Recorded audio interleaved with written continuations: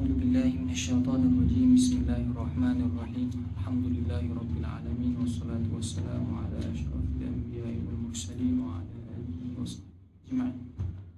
اللهم صل على سيدنا محمد الفاتح لما أولد والخاتم لما سبق ناصر الحق بالحق والهادي إلى صراطك المستقيم، صلوات الله وسلامه حق قدره ومقداره العظيم. سبحانك لا علم لنا إلا ما علمتنا إنك أنت العليم الحكيم. رب اشرح لي صدري ويسر لي أمري واحلل عقدة من لساني يفقهوا قولي. ويسر ولا تعسر وأدخل ويسر لي يسر. Amma ba'd. Kita teruskan lagi pengajian kita dalam perjumpaan yang kedua dalam ilmu Nahwu, membincangkan Al-Muqaddimah Al-Ajurumiyah dengan syarahnya Tuhfah As-Saniyah. Kita masih dalam Al-Muqaddimatul Ula. Sebelum ini kita dah bincangkan pada muhadarah yang pertama sebahagian tentang Mabadi' Al-Ashrah bagi ilmu Nahwu. Kemudian kita dah bincang gambaran perbahasan ilmu Nahwu terbahagi kepada Al-Muqaddimat dan Al-Mawdu'at. Al-Muqaddimah ada tiga. Ada Muqaddimah yang pertama Al-Kalam wa ma yata'allafu minhu. Muqaddimah yang kedua Al-I'rab wal Bina. Muqaddimah yang ketiga Al-Nakiratu wal Ma'rifah. Kita masih dalam Muqaddimah yang pertama, Muqaddimah Al-Kalam wa ma yata'allafu minhu. Qala al-musannif rahimahullah, qal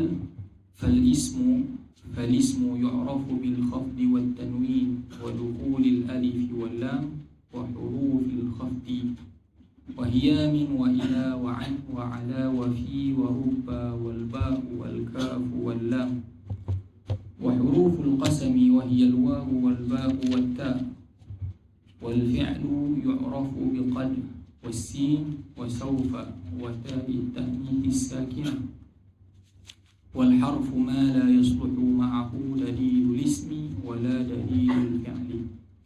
Kalau mengikut matan sampai situ muqaddimah yang pertama. Babul i'rab tu muqaddimah yang kedua. Selepas dibincangkan takrif setiap satu daripada anwa' al-kalimah. Al-kalimah terbahagi kepada tiga: isim, fi'il dan haraf. Dia masuk pada alamat setiap satu daripada setiap isim, fi'il dan haraf. فالاسم يعرف بالخفض والتنوين ودخول الألف واللام وحروف الخفض وهي من وإلى وعن وعلى وفي ورب والباء والكاف واللام وحروف القسم وهي الواو والباء والتاء. وأقول kata Syekh Muhyiddin Abdul Hamid dalam syarah, للاسم علامات يتميز عن أخويه الفعل والحرف. Bagi isim ada tanda-tanda yang menentukan dia, mengasingkan dia daripada dua sahabatnya yang lain, iaitu fi'il dan harf. Alamat tu biwujudi wahidatin minha au qabuliha. Biwujudi wahidatin minha au qabuliha. Dengan wujud salah satu tanda daripada alamat-alamat yang akan disebut ataupun menerima tanda tersebut. Maksudnya tanda-tanda yang disebut lepas ni bukan semestinya ada secara zahir. Mungkin ataupun kita kata dia boleh terima. Maksudnya dia tak ada, contohnya alif lam. Dia tak ada alif lam tapi dia boleh menerima alif lam. Itu yang dimaksudkan. Maksudnya dia alamat tersebut sama ada secara sebetul-betul ataupun boleh menerima alamat tersebut. Faqad dzakara al-muallif rahimahullah min hadhihi al-alamat arba'a alamat. Musannif pun Ibnu Ajurum hanya mendatangkan dalam muqaddimah dia 4 alamat sahaja bagi isim. Alamat isim ada banyak tapi disebut 4 sahaja di sini. Yang pertama al-khafdu. Al-khafdu sebenarnya kalau nak diterjemahkan terus baris bawah tak tepat. Sebab al-khafdu tu adalah satu takbir yang mana alamat asal baginya adalah baris di bawah, dan di sana ada alamat-alamat yang ganti bagi alamat tersebut. Tapi untuk peringkat permulaan bolehlah diterjemah sebagai al-khafdu tu baris di bawah. Tengok takrif depan ni untuk makan nampak. Okay. Yang pertama baris bawah ataupun kekalkan dengan terjemahan al-khafdu. Sebab al-khafdu tu ada maksud dia yang lain. Al-khafdu adalah satu mustalah yang mana alamat bagi khafat tersebut, alamat asalnya adalah baris bawah. Baris bawah tu alamat asalnya. Al-khafat tu sendiri belum di baris di bawah. Sebab dia ada 3 tanda. Ada satu alamat asal, kedua tanwin, yang ketiga dukhulul alif wal lam, dan yang terakhir dukhulu harfin min hurufil khafdi. Kita masuk tanda yang pertama, macam mana nak kenal isim. Isim kita dah bincang minggu lepas, al-ismu kalimatun dalat ala ma'nan fi nafsiha wa lam taqtarin bi zaman. Isim adalah satu kalimat yang menunjukkan makna ke atas dirinya sendiri dan tidak berhubung, tidak berkaitan dengan masa. Maksudnya tak berkaitan dengan masa lepas, akan datang ataupun sekarang. Maksudnya daripada tiga anwa' al-kalimah. Al-kalimah kita ada isim, fi'il dan harf. Maksudnya isim ni adalah yang paling besar sekali. Sebab apa? Isim adalah semata-mata satu kalimat yang menunjukkan ke atas makna ke atas diri dia sendiri dan tidak ada maksud yang lain. Maksudnya tidak berkaitan dengan maksud. Sebelum ni kalau ma'ruf peringkat mubtadi' dia kata isim ni zat. Isim ni benda, isim ni adalah satu zat. Tak, isim ni merangkumi asalkan perkataan tersebut menunjukkan makna kepada diri dia sendiri dan tidak ada maksud.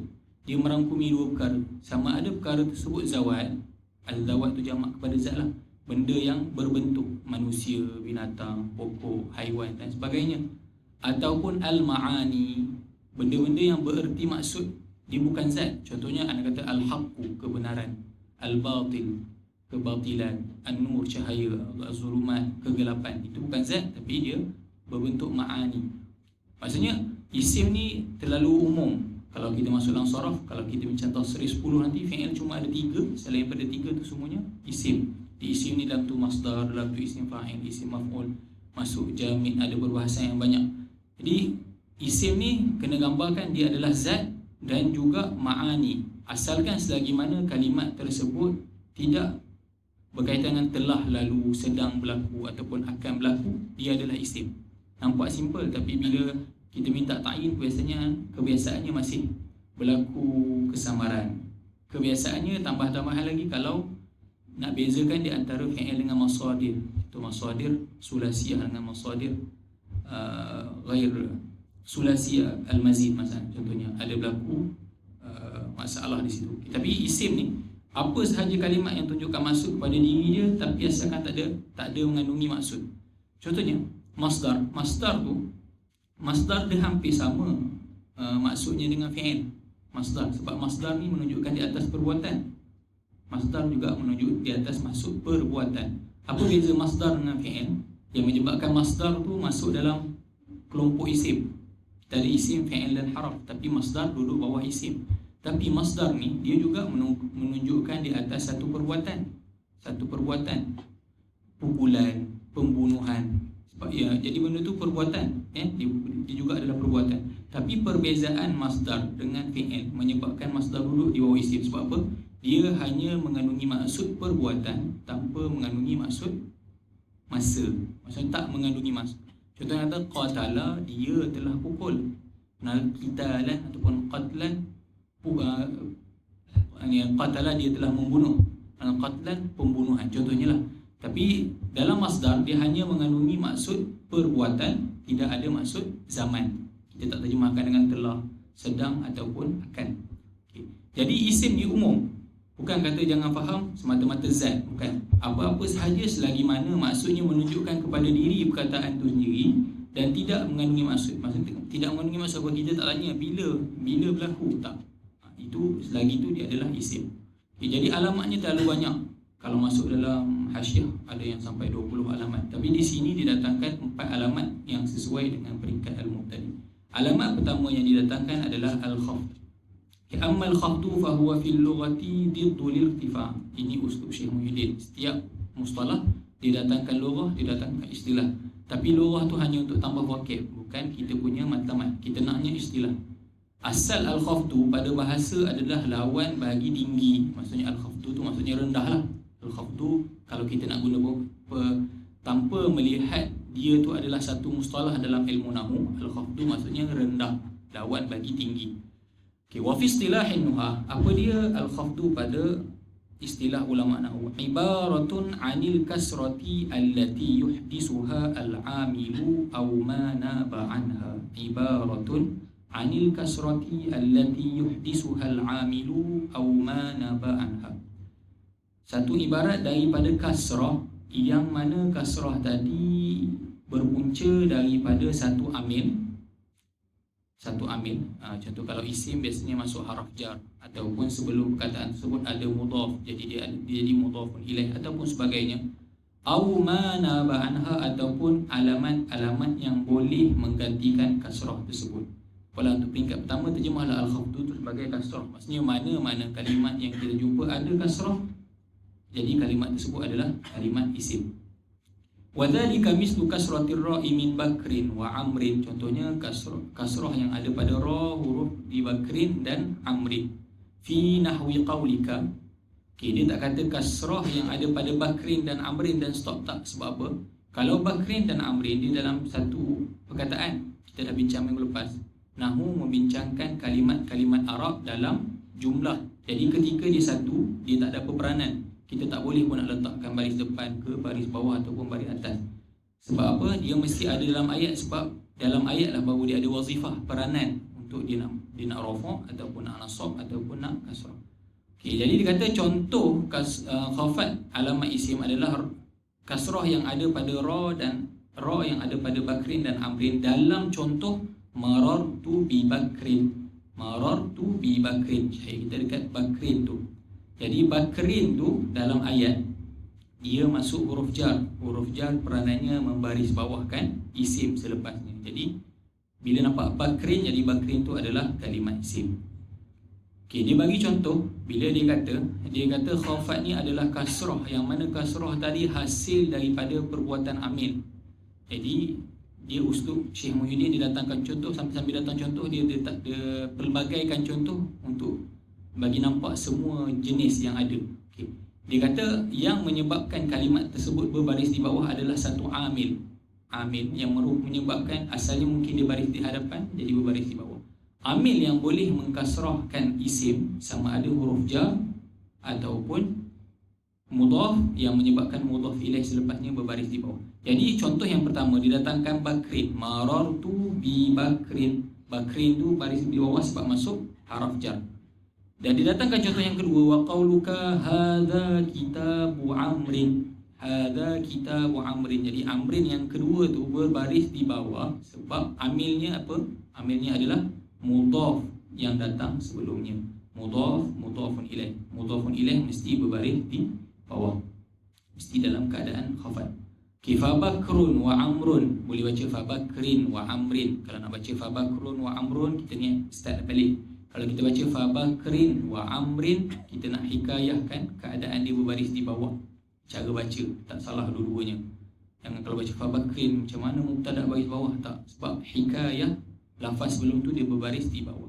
Fa bakrin wa amrin ataupun fa bakrun wa amrun ismani. Jadi untuk peringkat permulaan, kalau orang tak kenal bahasa Arab, semata-mata dia tengok baris bawah yang berada pada bakrin dan amrin, dia akan katakan kalimat tersebut adalah isim diwujudil kasrati fi akhiri kulli wahidin minhuma, kerana ada kasrah secara betul-betul pada akhir setiap kalimat bakrin dan amrin. Itu alamat yang pertama. Okey, alamat yang kedua, wa ammat tanwin.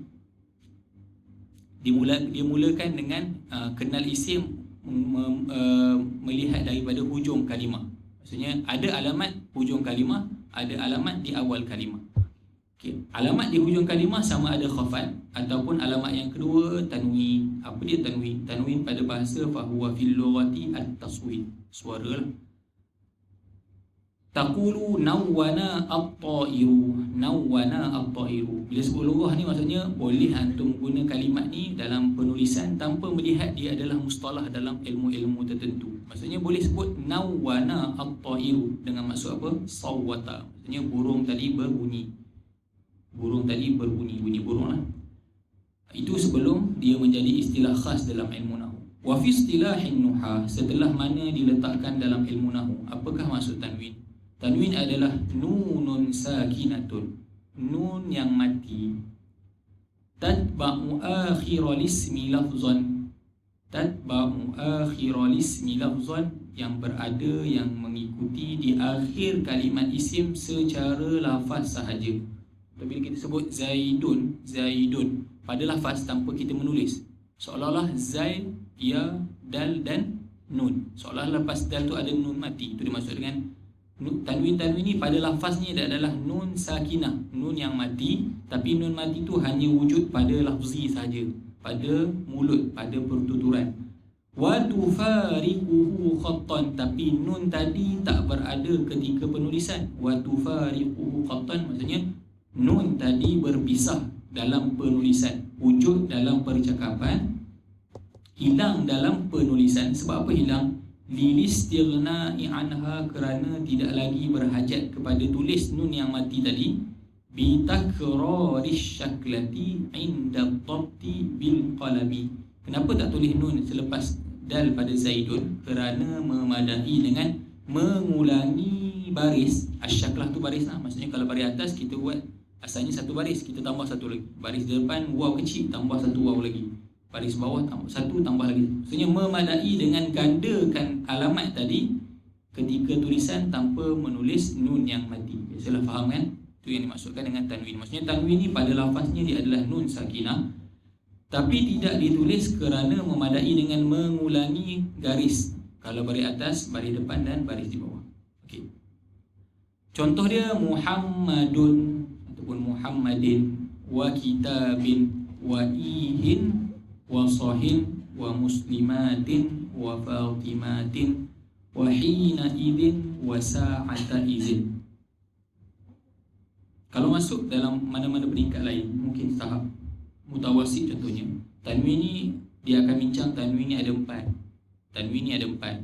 Kemungkinan Syekh Muhyiddin dia nak datang ke sini 4 tanwin dan syarahkan satu persatu, dia takut tidak sesuai. Jadi seolah-olah dia selit. Siapa yang dapat tangkaplah. Siapa yang tak dapat tangkap, mungkin belum masanya.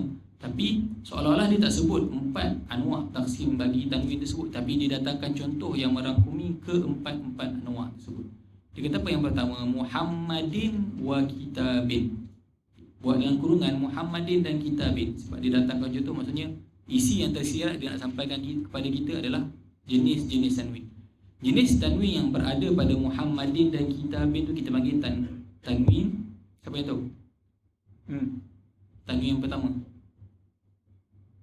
At-tamkin. Tanwin yang pertama dipanggil tanwin at-tamkin. Alif lam ta mim kaf ya nun. Maka mana?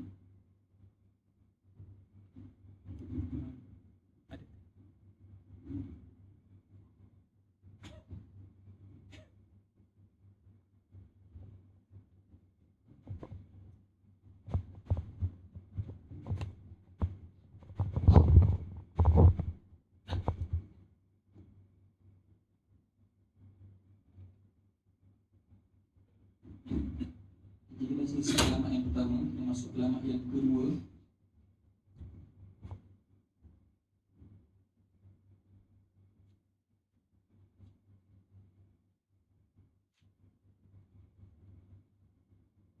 Kita ulang sekali lagi. Al-ismu ta'rifun kalimatun dallat ala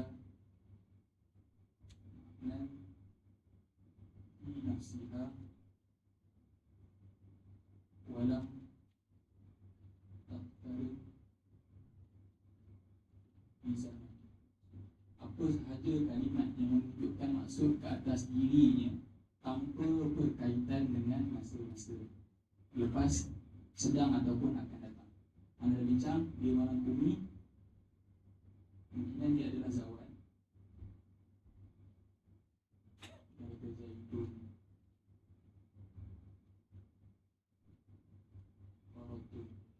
ataupun al-ma'an, benda yang bukan berbentuk zat tapi dia berunsurkan maksud.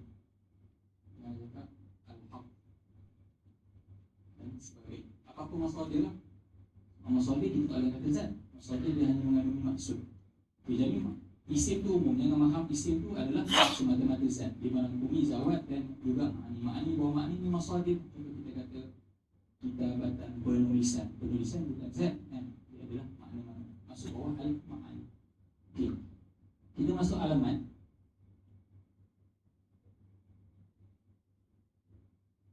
Alamat yang pertama diletakkan adalah al-khaf.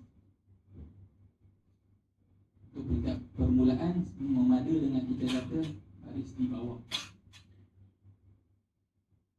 Bila kita masuk dalam bab ma'rifati alamatil i'rab, lil khafdi thalathu alamat. Sebenarnya khafat ada 3 alamat, bukan semata baris di bawah, tapi ya dan baris atas juga merupakan alamat khafat. Tapi untuk peringkat pertama ni, andai kalah sebab tadi tu masuk, dia nak macam mana isim kalimat vocab. Okey, kalaulah seorang tu dia hafal mufradat walaupun dia mubtadi, tapi dia tahu maksud, senang, dia tak perlu alamat isim, alamat fi'il dan alamat haraf. Sebab apa? Semata-mata dia tahu maksud apa kalimat tu, dia dah tahu kalimat tu isim ataupun fi'il. Kalau maksud tu adalah semata-mata nama tanpa ada masa, kita tu adalah isim. Kalau maksud tu ada yang maksud zaman, dia adalah fi'il. Tapi sekarang ni, andailah seorang mubtadi tu bukan Arab dan tak tahu maksud kalimat tersebut, dia memang nak bergantung semata-mata kepada alamat. Jadi alamat pertama adalah berbaris di bawah. Bila dia jumpa kalimat tersebut berbaris di bawah, dan dia tak tahu pun kalimat tu maksud apa. Contoh kalau Bakrin tadi, kalau orang tu dah tahu nama orang, je dah jelas nama orang memang isim kan. Tapi andailah peringkat memang buta, kosong, zero, tak dapat nak cam, jadi baris bawah tu adalah petanda yang pertama. Jadi tak macam mana lah, kita tak tafsirkan baris di bawah tu. Kita andaikanlah al-khaf tu baris di bawah, walaupun sebenarnya merangkumi 3 perkara. Yang kita nak yang keduanya tanwin.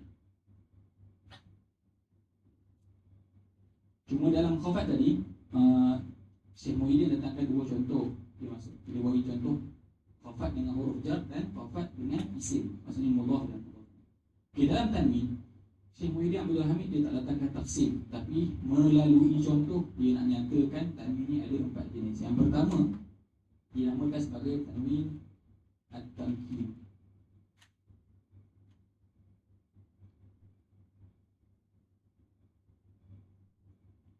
Apa yang datang kan?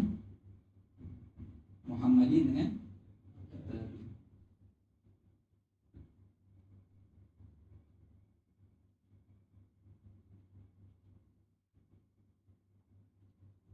tanwin yang pertama adalah tanwin tamkin. Apa maksud tanwin tamkin? Maksudnya tanwin yang mengukuhkan isim tersebut. Tanwin yang menunjukkan isim tersebut adalah isim yang benar-benar kukuh. Apa maksudnya? Isim ini luar tajuk. Kalau nak tulis dalam surat lain lah. Isim.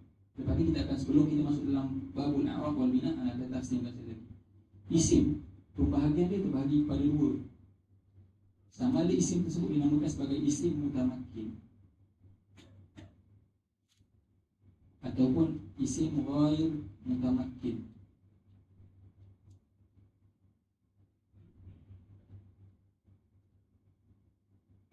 Isim mutamakkin maksudnya isim tu kuat, boleh berubah-ubah dan boleh menerima alamat isim, boleh berubah-ubah dan boleh bertukar-tukar bagi mutamakkin. Dengan kata yang lain adalah al-mu'rabat.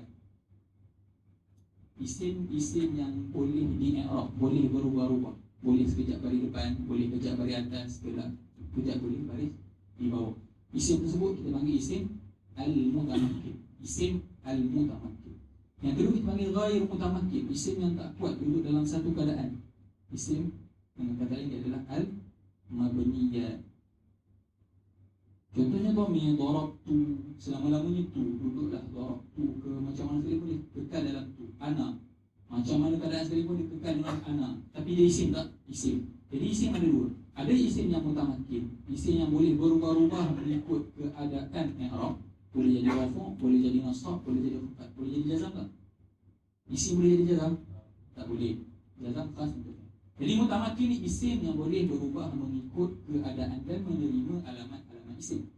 Adapun isim ghair mutamakkin, isim yang kekal dalam satu keadaan macam mana sekalipun amil datang, panggil istilahnya dipanggil isim al-mabniyat. Contohnya al-dhamair, dhamir, isim-isim istifham, isim-isim isyarat, haza, hazihi, isim-isim mausul, alladhi, allati dan sebagainya. Sebab apa dia mabni kita akan bincang kemudian. Asal isim dia mesti, maksudnya asal isim mesti duduk pohon.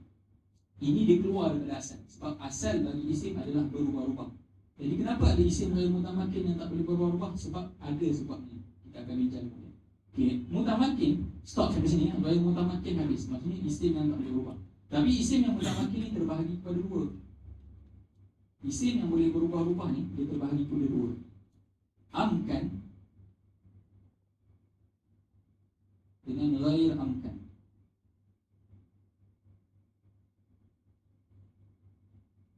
Maksudnya dia berubah-ubah dan memang kuat. Amkan tu maksudnya hampir boleh menerima semua alamat isim. Hampir boleh menerima semua alamat isim. Maksudnya dia boleh menerima baris bawah, dia boleh menerima tanwin.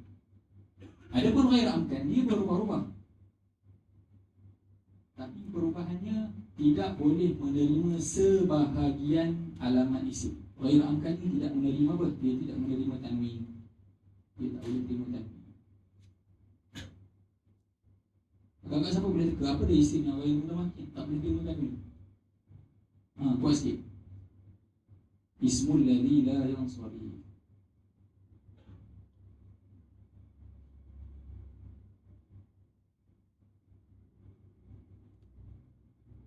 Ismul ladzi la yansarif. Ismul ladzi la yansarif. Dia duduk bawah mutamakin, maksudnya dia mu'rab. Jangan faham ismul ladzi la yansarif ni mabni.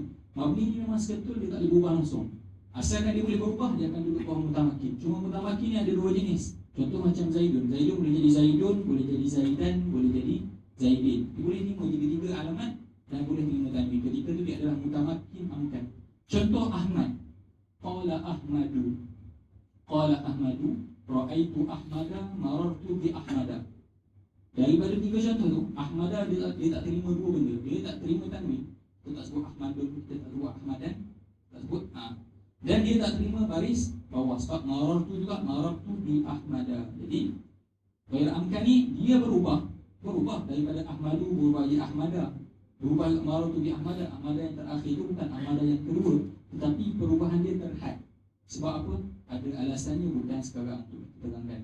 Maksudnya asal bagi isim adalah isim mutamakin amkan. Sebab asal bagi isim berubah-ubah dan menerima alamat-alamat isim. Tapi ada isim yang tak berubah. Sebab apa? Ada alasannya, kita tak nyatakan sekarang. Dan ada juga isim yang berubah tapi perubahannya terhad. Itu adalah ismul ladzi la yansarif. Jadi 95% adalah isim, boleh kata macam tu lah, bukanlah kata tepat. Kerana terlalu banyak adalah isim mutamakin amkan, isim yang berubah-ubah dan menerima tanwin dan baris di bawah. Okay, balik kepada tajuk. Okay, boleh ni faham? Sebab ini bukan tajuk utama. Nak sampaikan apa dia tanwin tamkin tu. Boleh? Okay, apa dia tanwin tamkin? Maksudnya tanwin yang menunjukkan kalimat tersebut adalah isim mutamakin amkan. Boleh? Maksudnya tanwin tamkin adalah tanwin yang masuk pada kalimah isim yang menunjukkan isim tersebut adalah isim mutamakin amkan. Bukan isim mutamakin ghair amkan, bukan isim ghair mutamakin. Jadi kalimat isim ghair mutamakin selama-lama tak akan menerima tanwin tamkin. Begitu juga isim mutamakin ghair amkan selama-lamanya tak akan menerima tanwin tamkin. Boleh. Jadi apa dia tanwin tamkin? Sekali lagi, tanwin tamkin adalah tanwin yang masuk kepada kalimat isim yang menunjukkan isim tersebut adalah isim mutamakin amkan yang tak ada kelemahan langsung, yang menyebabkan dia keluar daripada kelompok isim yang bukan amkan. Boleh? Okay, yang kedua, macam mana sebut tadi, Syekh Muhyiddin tak datangkan dalam syarah ta'rif taksim ni, kemungkinan dia anggap sepatutnya bukan sampai level. Tapi sebab contoh dia ada, kita sambil-sambil. Yang kedua dia panggil tanwin at-tankir. Tak ada dalam syarah, tapi contoh yang dia datangkan selepas tu apa? Ihin dan si bawah ihin. Ya, betul. Apa contoh yang seterusnya? Selepas Sohin dengan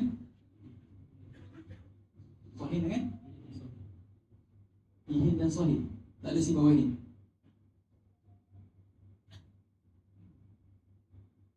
Ambil Sohin. Ihin dan Sohin, tanwin tersebut dinamakan sebagai tanwin at-tankir. Apa peranan tanwin tankir? Tanwin yang pertama tadi semata-mata nak tunjukkan isim itu kuat. Isim itu isim mutamakin. Jadi ismul ladzi la yansarif, kita terima isim yang tidak menerima tanwin. Yang dimaksudkan tanwin itu tanwin at-tankir.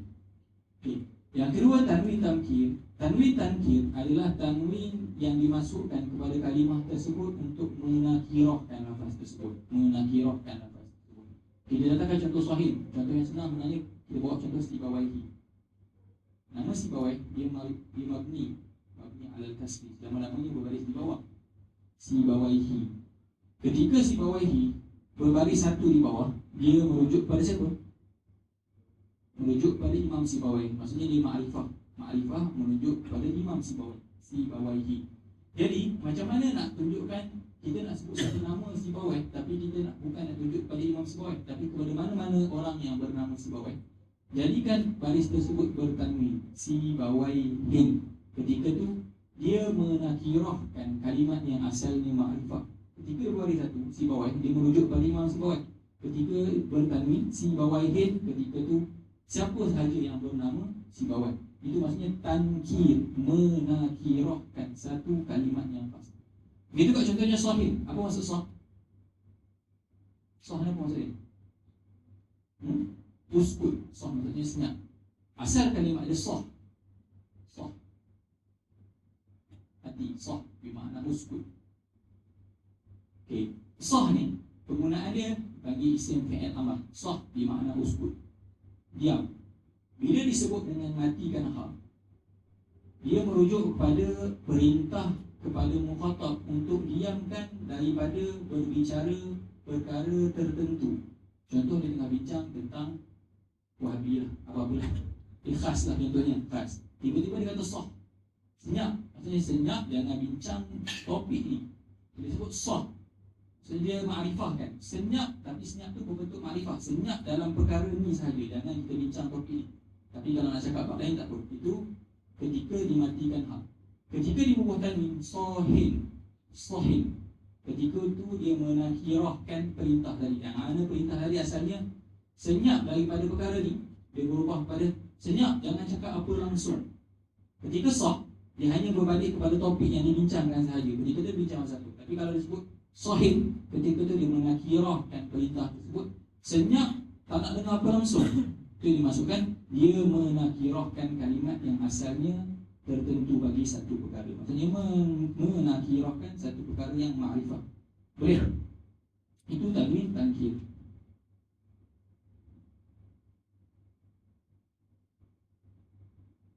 Tak apalah sebentar dulu. Yang ketiga dia bagi contoh apa lepas tu?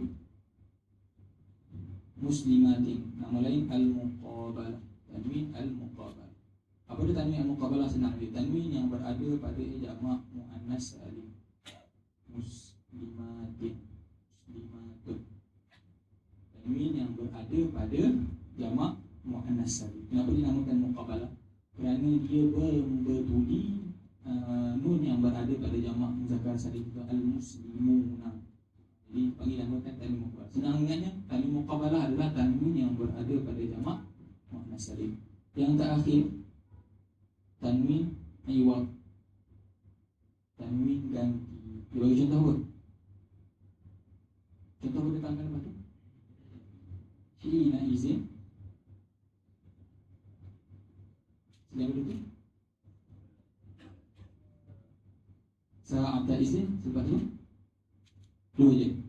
Tapi poinnya katanya tanwin adalah tanwin iwad. Maksudnya ganti daripada kemungkinan tanwin iwad maksudnya tanwin ganti. Maksudnya tanwin itu bukanlah tanwin tamkin, bukanlah tanwin tankir, bukanlah tanwin muqabalah, tapi tanwin yang didatangkan ganti daripada tiga perkara. Sama ada ganti daripada haraf, kadang-kadang ganti daripada kalimah. Ganti pada haraf maksudnya dia buang satu huruf. Oleh sebab buang huruf tu, contohnya yang kata jawarin, asal dia jawari, dia buang ya, digantikan dengan jawarin. Rawashid itu panggil iwadun anil harfi, ganti daripada huruf.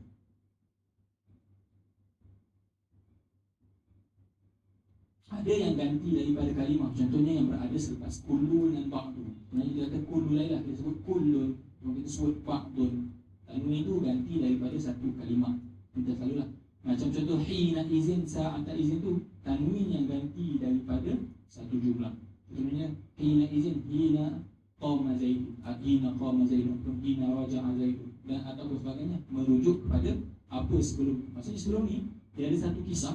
Lepas tu kata wahina izin, ketika itu tu berbalik kepada satu ayat sebelum tu. Maksudnya bukan haraf, bukan kalimah, tetapi jumlah. Mungkin jumlah tu ayat yang panjang lah, 2 ataupun lebih. Jadi Syekh Muhyiddin Abdul Hamid sama sambil dia nak datangkan, Dia nak cerita apa dia tanwin, dia tak cerita apa dia taksim tanwin, tapi dia datangkan contoh yang merangkumi keempat-empat bahagian tadi. Okay, yang ketiga,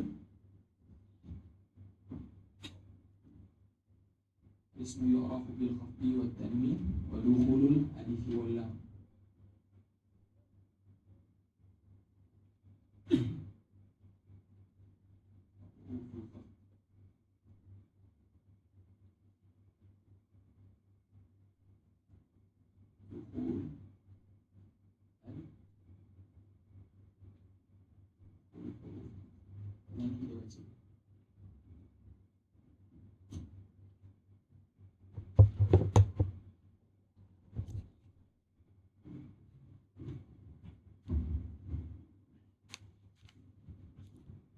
Tapi tanwin tadi, wa amma tanwinu fa huwa fil lughati at-taswid, taqulu nawwana at-ta'iru ay sawata.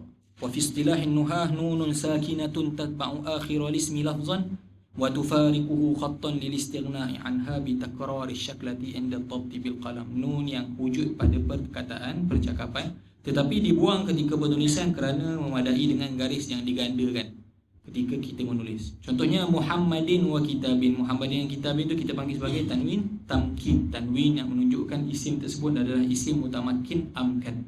Sebab apa? Sebab isim mutamakin ghair amkan tidak menerima tanwin. Isim ghair mutamakin itu sama sekali tidak berubah. Bukankan tanwin, memang tak berubah terus. Wa ihin wa sahin. Wa ihin wa sahin itu tanwin, kita panggil tanwin tankir. Ihin tu asalnya yang amiyah. Maksudnya apa dia? Persoalan tu persoalan yang khas bagi satu perkara. Tapi kata ihin, ketika tu dia nakirahkan persoalan tu pada semua bentuk persoalan. Wasahin, senyap. Bila guna sahin, senyap daripada semua perkara. Wa muslimatin wa fatimatin dipanggil tanwin muqabalah, tanwin yang berada pada jamak muannas salim. Wa hina izin wa sa'ata izin tu kita panggil sebagai tanwin iwad, yang mana ada satu jumlah yang dibuang, lalu kalimah yang ataupun jumlah yang dibuang tadi digantikan dengan tanwin. Fahadhil kalimat, contoh-contoh yang datang tu kulluha asma bidalili wujudi tanwini fi akhiri kulli kalimatin minha. Okey, selesai tanwin. Al-alamatu thalithatu min alamatil ismi dukhulu al fi awwalil kalimah. Masuk al pada awal kalimah. Nahwu ar-rajulu wal ghulamu wal farasu wal kitabu wal baitu wal madrasah. Contohnya ar-rajulu, al-ghulam, al-faras, al-kitab, al-bait, al-madrasah. Fahadhil kalimatu kulluha asma'un lidukhulil alifi wal lami fi awwaliha. Sebab semua kalimat tadi ada alif lam. Kalau perasan dalam matan Ibnu Ajrum disebut wa dukhuli al-alifi wal lami, disebut al-alif wal lam. Tapi Syekh Muhyiddin dia lebih daqiq, disebut apa? Dukhulu al, ditulis hamzah dan lam. Dari hamzah dan lam. Itu dia nak tunjukkan kaedah penulisan. Dalam kaedah penulisan, ya, kalau antum dah tahu lepas ni, mungkin kita akan ulang-ulang. Mana-mana perkara dalam bahasa Arab, kalau dia tu satu huruf, ketika nak tulis, kita kena eja dia. Contohnya, huruf-huruf jar di antara huruf jarnya ba sebiji kan, huruf ba satu, huruf kaf, huruf lam. Ketika datang contoh marartu bi zaidin, kita pun nak i'rab ayat tersebut. Marartu bi zaidin, kita akan sebut marartu ba. Cara penulisan kita akan tulis al-ba'u. Apa-apa yang satu huruf kita kena tulis balik, kita kena eja macam mana. Maksudnya al-ba'u. Kalau lah kaf tu satu, kita kena tulis al-kafu. Kalau lam tu satu huruf, kita kena sebut al-lam. Ketika kita nak ulang balik, contoh kita nak i'rab wal lamu harfu jarrin wal ba'u harfu jarrin, tapi kita tak tulis ba macam tu. Kita tak tulis ba, kita titik. Kita tak buat macam tu. Tapi dari segi penulisannya kita akan eja balik. Wal ba'u, wal kafu, wal lam harfu jar. Lepas tu kalau tengok dalam hurufil jar ni dia wal ba'u, wal kafu, wal lam. Dia tak sebut macam tu kaf. Dia tak buat lam, tapi dia eja. Manakala benda yang lebih daripada satu, biarkan macam tu. Maksudnya al-alif wal lam, satu huruf ke dua huruf? Dua. Jadi kaedah yang tepatnya adalah tulis al. Wa dukhulu al. Wa dukhulu al tanpa al-alifi wal lam. Kalau kaedah yang tepat dari segi penulisan. Okay, boleh? Jadi mana-mana yang satu huruf, tulis. Contoh kalau kita nak i'rab darabtu, kita tulis darab fi'il madhi. Kita tak tulis tu, kita tulis watta'u, sebab tu satu huruf, kita tulis watta'u fa'il. Contohnya itulah. Itu dari segi penulisan lah, faedah. Okay, alamat yang ketiga selesai, alif lam. Wal alamatur rabi'ah dukhulu harfin min hurufil khafdi, masuk salah satu huruf daripada huruf-huruf khafat. Nahu zahabtu minal baiti ilal madrasah. Zahabtu minal baiti ilal madrasah. Jadi al bait masuk min, al madrasah masuk ila. Fa kullun minal baiti wal madrasah ismun lidukhuli harfil khafdi alaihima wa liwujudi al fi awwalihima. Jadi kata dalam contoh al baiti dan al madrasah ada dua tanda lah. Ada alif lam dan masa yang sama ada baris di bawah sebab masuk huruf jar. Jadi itu yang menunjukkan dia adalah kalimah isim. Wa huruful khafdi, dia nak terang apa dia huruf khafat. Hia ada yang akan disebut ni lah. Wa huruful khafdi yang pertama min. Min wa ila wa an wa ala wa fi wa ruba wal ba wal kaf wal lam. Tapi syarih Syekh Muhyiddin didatangkan sedikit maksud, walaupun huruf jar ni setiap huruf jar tu ada banyak maksud, tapi dia datangkan maksud yang kebiasaannya datang. Min walaha ma'anin, min ada banyak maksud, tapi minha yang paling banyak digunakan alif tidak. Maksudnya kita nak menunjukkan permulaan. Dia kata safartu minal Qahirah, aku bermusafir bermula daripada Qahirah. Itu penggunaan min. Yang kedua wa ila, ila juga maksud dia banyak, tapi wa min ma'aniha maknanya selalu guna al-intiha, maksudnya nak tunjuk kesudahan di mana. Safartu ila Iskandariyah, aku bermusafir ke Iskandaria, maksudnya permusafiran tersebut berhenti setakat di Iskandaria. Wa an pula apa? An maksud dia banyak, tapi wa min ma'aniha al-mujawazah, maksudnya nak kata melampaui sesuatu perkara. Contohnya ramaitu as-sahma ani al-qausi, aku campakkan panah daripada busurnya, maksudnya dia melampaui daripada tempat asal dia. Wa ala pula di antara maksudnya al-isti'la, nak tunjukkan tinggi. Nahu sa'idtu 'alal jabal, aku mendaki bukit. Wa fi, di antara maksud fi min ma'aniha az-zarfiyah, nak tunjuk berada di dalam. Nahu al-ma'u fil kuzi, air berada di dalam gelas. Al-kus tu dengan maksud al-ku, gelas. Waruba ada juga maknanya maksud, tapi yang paling masyhur min ma'aniha at-taqlil, nak tunjukkan sedikit. Contohnya kita kata rubba rajulin karimin qabalani, sedikit sangat lelaki yang mulia aku temui. Yang rubba tu kadang-kadang maksud dia banyak, tapi kebiasaannya maksud dia sikit. Sikit, jarang sangat lelaki yang mulia aku temui. Wal ba, huruf ba pula yang disebut wal ba'u, dia tak tulis huruf ba sebiji. Wa min ma'aniha at-ta'diyah, dia peranannya adalah memutaaddikan. Asalkan fi'il tu lazim, dia tak boleh mutaaddi dengan diri dia, jadi didatangkan huruf ba untuk menta'diyahkan kalimat tersebut. Marartu bil wadi, dia tak boleh sebut marartul wadi, jadi didatangkan huruf ba, aku melalui satu lembah. Marartu bil wadi. Wal kaf, kaf pula peranannya at-tashbih, nak menyamakan sesuatu. Nahu laila kal badri. Wal lam, di antara maksud lam, okey, lam dia banyak sikit. Huruf-huruf lain-lain tadi semua didatangkan satu je maksud, tapi sampai kat lam dia bawa mari tiga maksud. Di antara maksud lam apa? Min ma'aniha al-milku, di antara maksudnya adalah al-milku, maksudnya nak menunjukkan yang selepas lam tu adalah tuan milik barang tersebut. Okay. Contohnya al-malu li Muhammadin, al-malu li Muhammadin, harta bagi Muhammad. Macam mana nak kenal lam al-milki? Lam al-milki tu berada pada, maksudnya berada selepas daripada orang yang boleh memiliki, maksudnya orang yang berakal lah. Contoh al-malu li Muhammadin, harta bagi Muhammad. Nak bezakan dengan lam ikhtisas. Lam ikhtisas yang selepas ni wal ikhtisas. Lam ikhtisas ni benda yang kita tak dapat gambarkan dia memiliki. Contoh kita kata rumah, pintu bagi rumah. Dia kata al-babu lidari, pintu bagi rumah. Kita tak boleh sebut milik apa, sebab apa? Sebenarnya pintu tu kita tak boleh nak kata dimiliki oleh rumah, sebab rumah bukan satu perkara yang memiliki. Yang memiliki ni orang yang berakal, orang yang ada tasarruf. Jadi kalaulah huruf jar tu berada di antara orang yang boleh memiliki, ketika tu kita panggil lam al-milki. Kalaulah selepas perkara yang tak boleh, contohnya rumah, masjid, bangunan, kita panggil lam al-ikhtisar. Jadi kita pintu khusus bagi rumah tersebut. Itulah diterjemahkan khusus. Wal hasiru lil masjid, hansir bagi masjid. Yang terakhir kali al-istihqaq. Al-istihqaq ni apa? kalau kita jumpa lam yang bersambung dengan lafzul jalalah. Kalau lam tu bersambung dengan nama Allah, kita panggil lam tu lam al-istighfar. Contohnya alhamdulillah, segala puji berhak bagi Allah Taala. Okey, itu huruf qafat.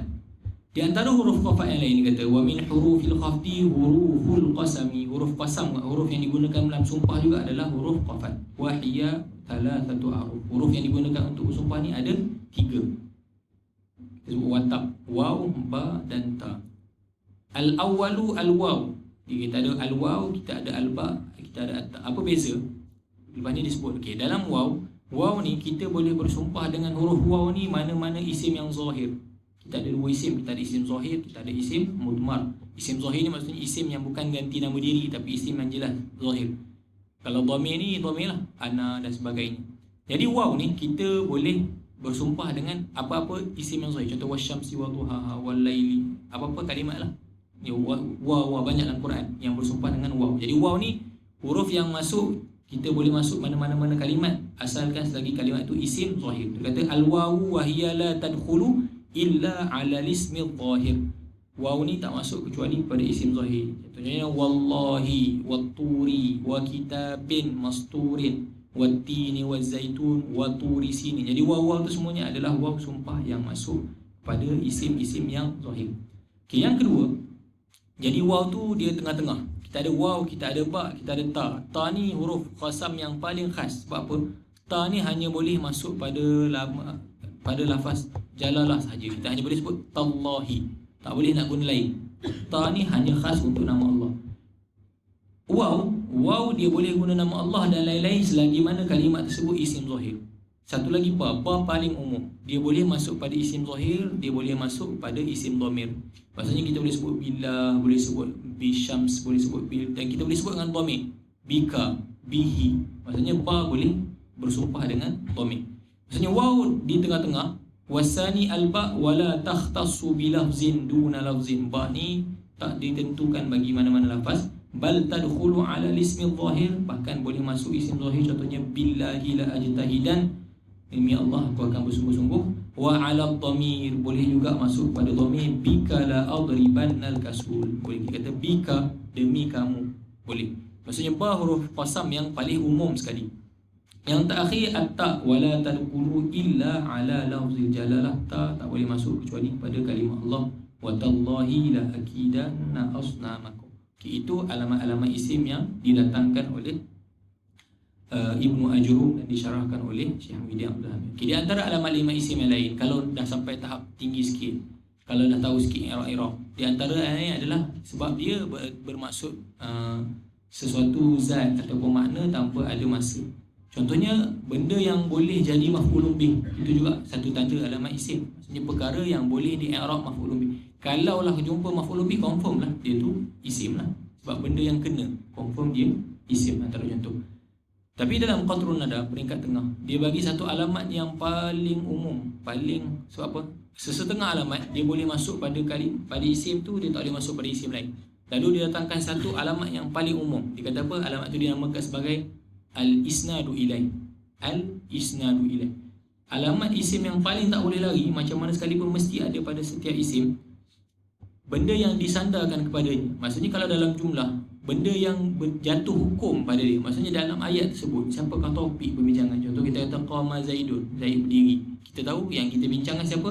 Zaid. Maksudnya benda yang dijatuhkan hukum dalam satu ayat tersebut, itulah isim. Maksudnya itulah isim. Kata al-isnadu ilaih. Benda yang disandarkan hukum ataupun perbuatan kepada perkara tersebut. Itu adalah alamat isim yang paling umum sekali. Sebab apa? Contohnya kita ada, anak kata contohnya zahabtu. Contohnya zahabtu. Zahabtu satu kalimah ke dua kalimah? Dua kan? Kita ada zahabtu fi'il. Tu kalimah apa? Tu kalimah apa? Fi'il ke isim ke haraf? Ada 3 tu je. Isim. Sebab ada dhamir. Mana-mana dhamir semuanya isim. Okey, jadi tu kalau ikut kita, kalau peringkat mubtadi', al pun tak boleh masuk, baris bawah pun tak akan berlaku. Dia kata isim dikenali dengan baris bawah tak boleh masuk, dia tak boleh jadi ti. Sebab tu maksudnya saya. Selagi masuk kita nak masukkan saya, dia memang tu, dia tak akan jadi ti. Sebab ti tu maksudnya lain. Nak bagi masuk huruf jar pun tak masuk. Alif lam pun tak masuk, tanwin pun tak masuk. Tapi soal seperti contoh dhamir-dhamir macam ni, dia tak ada alamat lain kecuali alamat yang didatangkan tadi lah, al-isnadu ilaih. Apa dia? Hukum, maksudnya perkara yang dalam ayat tersebut dialah yang disandarkan hukum, dialah pelaku, dialah yang membuat perkara tersebut. Jadi dalam zahab tu aku pergi, kita tahu topik pembincangan tu adalah dhamir tu, jadi itulah merupakan alamat isim. Sebab ada sesetengah alamat isim dia tak terima alamat kecuali al-isnadu ilaih itu sahaja yang boleh kita cam. Tapi benda tu tak boleh difahami kecuali orang yang dah faham ayat lah. Itu di antara contoh alamat-alamat yang lain. Okay, habis alamat isim, kita masuk alamat fi'il. Wal fi'lu yu'rafu biqad wasini wa sawfa wa ta'it ta'nis sakinah. Fi'il pula dikenali dengan qad, dengan sin, sawfa dan ta ta'nis as-sakinah. Okay, dalam fi'il, dalam isim dia tak taksimkan isim sebab isim terlalu banyak. Tapi dalam fi'il, taksim fi'il cuma ada 3. Kita ada fi'il madhi, kita ada fi'il mudhari' dan kita ada fi'il amar. Tapi peringkat ni Ibnu Ajurum dia datangkan contoh tanpa dia taksiskan contoh siapa yang dia nak. Okay, dalam ayat ni dia kata fi'il boleh dikenali dengan masuk 4 perkara ataupun boleh kita masukkan. Bukan semestinya bila kita nampak ada baru ada fi'il, tak. Kita rasa kita biasa jumpa kalimat yang sama dengan dia boleh masuk qad. Ketika tu dia tu dinamakan sebagai fi'il. Okay, dia kata kat sini qad, sin, sawfa, ta ta'nis as-sakinah. Wa aqulu yatamayyazul fi'lu an akhawaihi al-ismi wal harfi bi 4 alamat. Fi'il dikenali berbanding isim dan haraf dengan 4 tanda. Mata wajadta fihi wahidatan minha aw ra'aita annahu yaqbaluha arafta annahu fi'lun. Kalaulah kamu dapati salah satu daripada 4 ni ada pada kalimat tersebut, ataupun kamu tahu dia boleh terima benda tersebut, maksudnya kita tahu dia boleh terima, kita boleh masuk, ketika tu kamu tahulah kalimat tersebut adalah fi'il. Yang pertama al-ula qad. Yang pertama qad. Qad ni dia masuk pada dua. Dia masuk pada fi'il madhi, dia masuk pada fi'il mudhari'. Dia masuk pada fi'il madhi, dia masuk pada fi'il mudhari'. Wasaniyah yang kedua sin, wathalithah sawfa.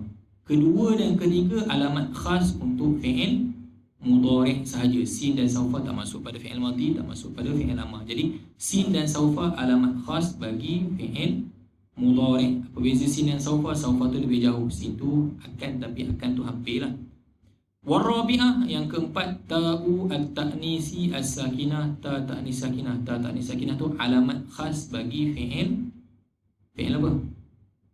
Fi'il madhi sahaja yang masuk ta ta'nis. Kita ada darabat, qamat, zahabat. Tak akan jumpa yaf'alat. Tak ada yang fi'il mudhari', ada ta ta'nis. Yang ada ta ta'nis cuma fi'il madhi. Jadi daripada 4 didatangkan satu contoh yang berkongsi. Qad boleh masuk fi'il madhi, boleh masuk fi'il mudhari'.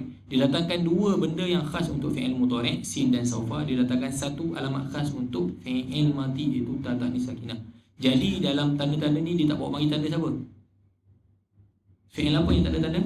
Fi'il amar. Nanti Syekh Muhyiddin akan datangkan pada akhir. Maksudnya dia tak datangkan tanda untuk mengenali fi'il amar. Cuma 4 ni cara nak mengenali fi'il madhi dan fi'il mudhari'. Di sana ada alamat-alamat yang lain, tapi ni alamat yang biasa dijumpa. Amma qad, yang pertama qad, fatadkhulu ala naw'aini minal fi'li. Qad boleh masuk 2 fi'il, wa huma al-madhi wal mudhari'. Boleh masuk fi'il madhi, boleh masuk fi'il al-mudhari'. Okay, apa beza dia kalau masuk fi'il madhi dengan fi'il mudhari'? Fa iza dakhalat 'ala al-fi'l al-madhi, kalaulah qad tadi masuk pada fi'il madhi, dallat 'ala ahadi ma'nayain. Kalau masuk pada fi'il madhi, salah satu daripada 2 maksud. Wa huma at-tahqiqu wat-taqribu. Sama ada nak kata maksud sungguh-sungguh, wat-taqribu ataupun taqrib tu hampir berlaku. Contoh yang pertama, famisalu dalalatiha 'ala tahqiq. Contoh qad yang masuk pada fi'il madhi nak tunjukkan maksud dia sungguh. Qad aflahal mu'minun, telah berjaya, maksudnya sungguh telah berjaya orang yang beriman.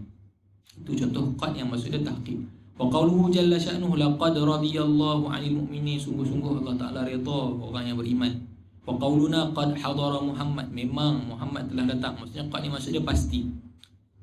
Wa qawluna qad safara Khalid, sama je semua contoh.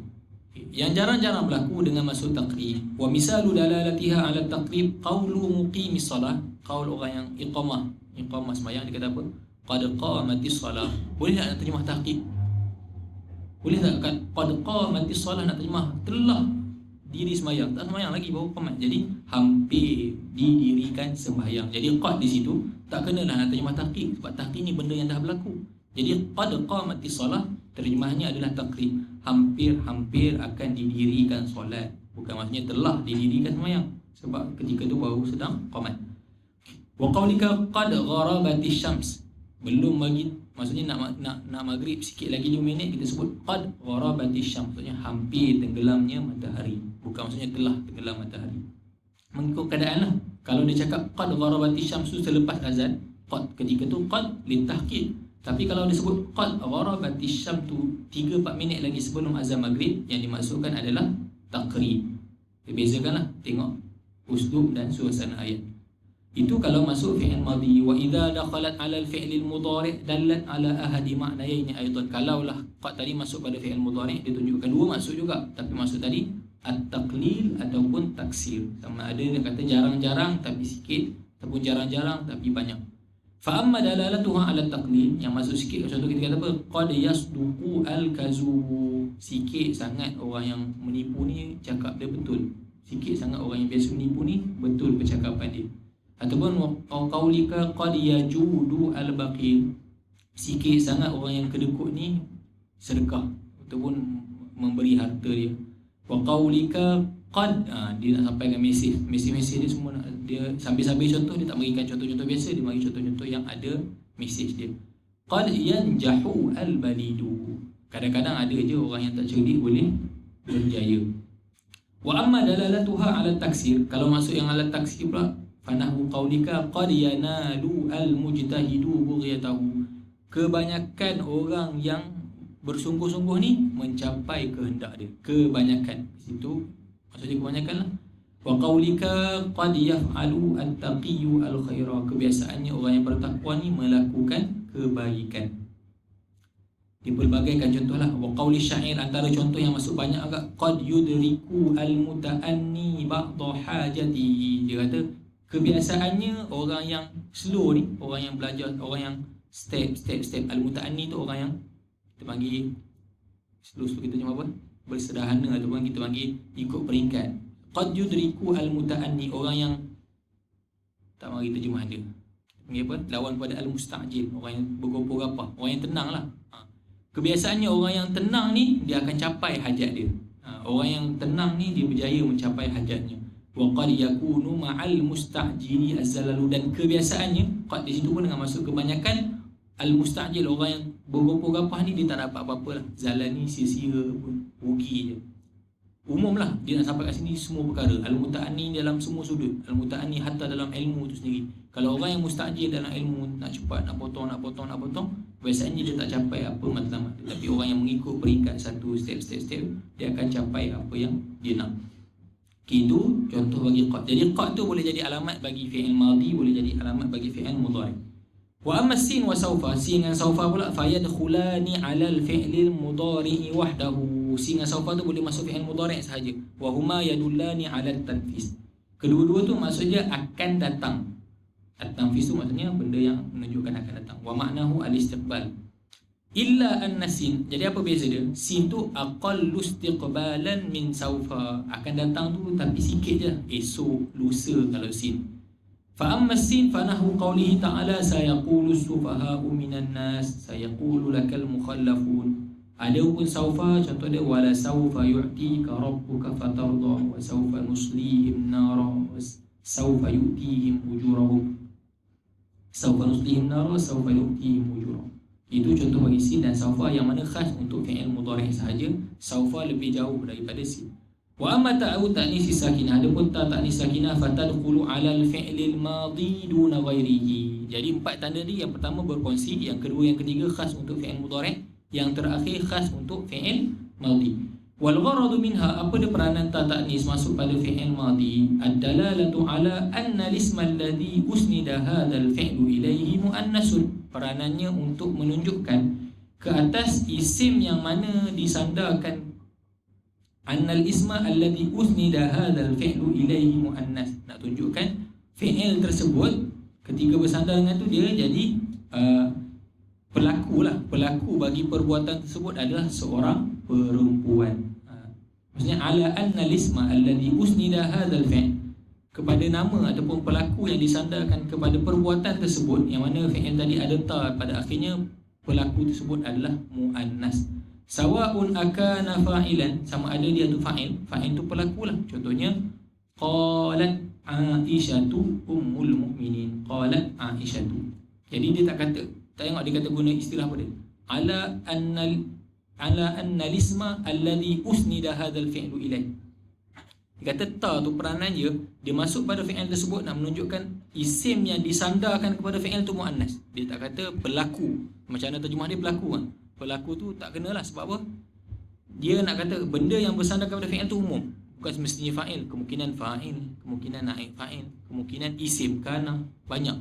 Jadi dia kata ta ta'nis tadi masuk pada fi'il untuk menunjukkan kepada isim yang bersandar kepada fi'il tersebut adalah muannas. Kemungkinan isim tersebut fa'il, contohnya qalat Aisyah. Aisyah tu muannas dan Aisyah tu di-i'rab sebagai fa'il. Am kana naiba fa'il, kemungkinan juga naib fa'il, contohnya furishat daruna bil busuti. Furishat daruna bil busuti. Jadi dar tu juga muannas, tapi dia bukan fa'il, dia adalah naib fa'il. Okey. Itu maksud dia lah, tapi dia khas masuk pada fi'il madhi. Wal muradu annaha sakinatun fi asli wad'iha. Kenapa nama dia ta ta'nis sakinah? Sebab apa? Pada kebiasaannya permulaan peletakan dia mati. Jadi fala yadurru tahrikuha li'arid at-takhallusi min iltiqa'is sakinain. Jadi janganlah kita i'tirad kalau kita jumpa ta ta'nis tu berbaris di bawah. Kata asalnya mati, tapi boleh jadi berbaris di bawah. Sebab apa? Sebab bertemu dua mati, jadi terpaksa dibaris bawahkan. Bila dalam kaedah bahasa Arab, bila bertemu dua mati, caranya baris bawahkan yang pertama. Jadi kata fala yadurru tahrikuha, berkata asalnya mati tapi tak mudarat lah kalau berbaris di bawah, sebab ada berlaku bertemu dua mati. Contohnya waqalat ikhruj alaihin, asalnya ayat dia waqalat ukhruj alaihim, tapi nak sambung waqalat ikhruj alaihim, sebab hamzah wasal pun asalnya mati, ta pun asalnya mati. Bila nak sambung waqalat ikhruj alaihim. Contoh lain izqalat imra'atu imran, asalnya izqalat, tapi bila wasal jadi izqalat imra'atu imran. Begitu juga qalata atayna ta'i'i, qalata asalnya qalat, tapi bila masuk ada alif tasniyah juga mati. Habis itu macam mana nak sebut? Ta mati, alif tasniyah mati. Jadi kena bariskan balik. Qalata atayna ta'i'i. Dalam tasrih 14 untuk fi'il madhi kita ada apa? Qala, qalu, qalat, qalata. Yang nombor 2 tu qalata. Asal ta tu ta ta'nis, qalat. Tapi bila kita nak kata dua orang perempuan berkata-kata, kita akan sambung alif tasniyah. Alif tasniyah ni mati, sebab alif ni memang mati. Yang boleh berbaris bukan alif, yang boleh berbaris adalah hamzah. Jadi alif ni mati, ta juga mati. Jadi macam nak sebut qalat, tak sampai matlamat, alif tak sebut lagi. Jadi perlu bariskan atas qalata. Kenapa baris atas? Sebab sebelum alif mesti berbaris di atas qalata. Jadi baris yang ada pada ta tersebut asalnya mati, tetapi berbaris dengan sebab bersambung dengan alif tasniyah untuk menunjukkan dua pelaku perempuan. Okey, wa mimma taqaddama yatabayyanu laka anna alamatil fi'li allati dzakaraha al-mu'allifu ala thalathati aqsam. Daripada contoh yang telah lepas, kita faham Ibnu Ajrum datangkan contoh bagi fi'il tiga jenis. Qismun yukhtassu bid-dukhuli 'ala al-madhi, satu jenis yang khas bagi fi'il madhi, wa huwa ta'ut ta'nis sakinah. Wa qismun yukhtassu bid-dukhuli 'ala al-mudhari', satu jenis lagi khas bagi fi'il mudhari' sahaja, wa huwa sin wa saufa. Wa qismun yashtariku bainahuma, satu jenis lagi berkongsi, boleh masuk fi'il madhi, boleh masuk fi'il mudhari', wa huwa qad. Wa qad taraka 'alamata fi'il al-amri, tapi musannif Ibnu Ajrum tak datangkan contoh untuk fi'il amar. Jadi Syekh Muhyiddin Abdul Hamid dalam syarah dia datangkan macam mana nak kenal fi'il amar. Mesti hasil gabungan daripada dua perkara. Maksudnya fi'il amar tak boleh, dia tak ada satu alamat khas, dia kena gabung dua. Apa dia? Dalalatuhu 'ala talabi, fi'il tersebut menunjukkan maksud tuntutan. Tak boleh berhenti setakat tu. Sebab apa? Kadang-kadang fi'il mudhari' pun boleh menunjukkan maksud tuntut. Kalau fi'il mudhari' kalau antum masukkan lamul amri, contoh kita kata liyunfiq. fi'il mudhari' tersebut akan bermaksud amar. Jadi cara nak kenal fi'il amar, dia tak memadai dengan dalalatuhu ala talabi, menunjukkan maksud perintah. Dia kena sambung lagi ma'a qabulihi ya al-mukhatabah, dalam masa yang sama dia boleh menerima ya mukhatabah dan nun taukid. Dia boleh qumi, quli, idribi. Maksudnya fi'il tersebut menunjukkan maksud tuntutan dan boleh menerima ya mukhatabah. Untuk apa? Untuk dia keluarkan fi'il mudhari'. Sebab fi'il mudhari' boleh juga tuntut maksud tuntut, tapi dia tak boleh terima ya mukhatabah. Okey. Nahu qum wa qu'ud waktub wanzur fa inna hadhihi al-kalimatil arba' dalatun ala talabi husulil qiyami wal qu'udi wal kitabati wan nazari. Keempat-empat kalimat tadi menunjukkan maksud perintah untuk berlakunya berdiri, duduk, menulis dan melihat. Dalam masa yang sama ma'a qabuliha ya al-mukhatabati, dalam masa yang sama fi'il tadi boleh terima ya mukhatabah. Kita boleh sebut qumi, uq'udi, uktubi, unzuri. Au ma'a qabuliha nunat taukidi, boleh terima juga nun taukid. Kita boleh sebut uktubun, uktubanna, wanzuranna ila ma yanfa'u, tulislah dan lihatlah apa yang boleh memberi manfaat kepada kamu. Oleh itu tanda fi'il amar yang didatangkan oleh syarih tapi tak ada dalam matan. Yang terakhir, wal harfu ma la yasluhu ma'ahu dalilul ismi wala dalilul fi'li. Haraf pula adalah perkataan yang tidak layak menerima mana-mana tanda isim dan tidak layak menerima mana-mana tanda fi'il.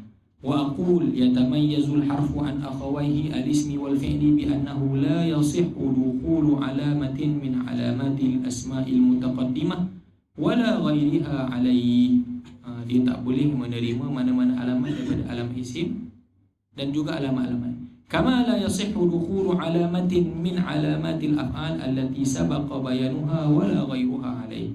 Begitu juga tak menerima alamat-alamat fi'il yang disebut dan alamat-alamat yang tak disebut, tak boleh terima juga. Apa dia contoh haraf? Wa misluhu min wa hal wa lam. Dia orang yang Syekh Muhyiddin ni dia tahap tinggi, tapi nak kata orang yang ni yang fasih. Maksudnya dia buat kitab untuk mubtadi. Dia usaha membuang perkara-perkara yang tak patut diberitahu, tapi didatangkan secara panggil tersirat. Macam tanwin tadi lah, seolah-olah dia kata, seolah mungkin dia tulis dah tanwin ada 4, tak patut ni. Sebab mubtadi dia pun potong tanwin, tamkin, tankir. Dia maksudnya dia tak tergopoh untuk kongsi. Sebab dia kata bukan peringkat ni cuma nak tahu benda-benda simple. Jadi tak sebut terus pun tak apalah, datangkan contoh yang mana contoh tadi kalau siapa yang dapat tangkap itulah maksudnya, dia bagi tahu. Macam ni juga dia kata contoh isi, contoh haraf, dia bagi contoh min, dia bagi contoh hal, dia bagi contoh lam. Siapa dapat tangkap 3 contoh? Dia sebut tak? Kalau sebut tak cik lah. Tak sebut. Okey. Min, hal dan lam. Kenapa dia datangkan 3 contoh ni? Kenapa dia datangkan min, dia datangkan hal, dia datangkan lam? Siapa tahu? Tawaduk lah. Seorang. Betul ke tak tahu ni? Boleh? Ada yang tahu tak? Min, cuba-cuba. Hal dengan lam. Kenapa dia tak datangkan haraf? Haraf ada banyak, tapi dia datangkan min, hal dan lam. Ada? Tak ada? Betul? Ada ni. Apa dia?